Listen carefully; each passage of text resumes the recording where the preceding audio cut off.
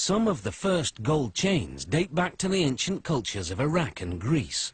They were symbols of wealth, royalty, and the divine. Luckily for us, jewelers now make these personal treasures more affordable and more durable than ever. In this factory, all that glitters is gold.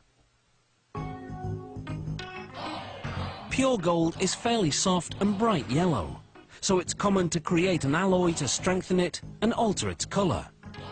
Copper lends a reddish hue, and brass helps the alloy melt more quickly than gold and copper would alone. Depending on the ratio, adding these metals produces 14 or 18 karat gold. The mix is melted in a crucible at more than 1,000 degrees Celsius. Just 3 of these scoops are enough to make about 5,000 14 karat gold chains.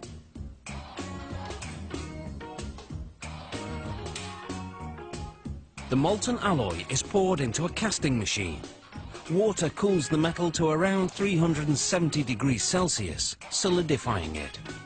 The metal passes through a round die, which shapes it into a golden rod that's nearly 2 meters long.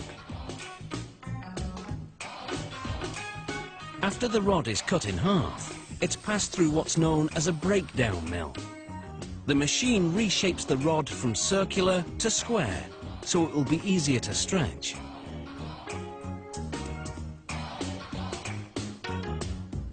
The next stop is called a tandem mill. It has 12 rollers that stretch the rod until it's as thin as a piece of spaghetti. As it emerges, rollers shape the rod into a coil that's 24 meters long. The coiled metal is softened in an oven. Then what's now a wire is uncoiled and continues to stretch as it's passed through a die lined with industrial diamonds. To prevent overheating, the machine sprays lubricant to cool the wire while reducing it to the width of a human hair, its final size. The wire then winds into a spool, almost 3 kilometers long. Next, 32 of the spools are unwound, and the wires are run through another oven, which softens them further. Just in case you're thinking working here is a golden opportunity, you should know that security is very tight. Employees must pass through metal detectors before going home, and wearing jewellery to work is strictly forbidden. This machine makes what's called cable chain. It passes wire through a link and closes it to make another link. The machine makes 600 links per minute. Here, a random quality check is being carried out. This machine makes a Venetian-style chain. The wire passes through a channel, where mechanical jaws bend it over a die to make a link with the preceding. To make what's called a spider style, this machine passes a wire through up to 5 loops before closing the link.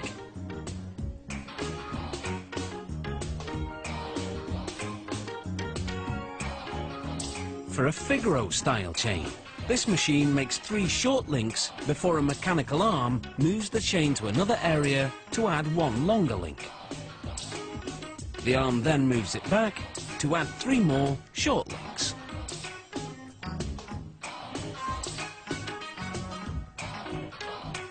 The simplest style is known as a rope chain.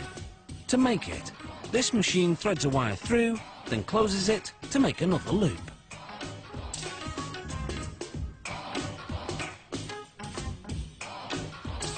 The finished chains are coated with a lubricating powder that prevents the links from sticking to each other during the next step, when the chains are heated to 815 degrees Celsius.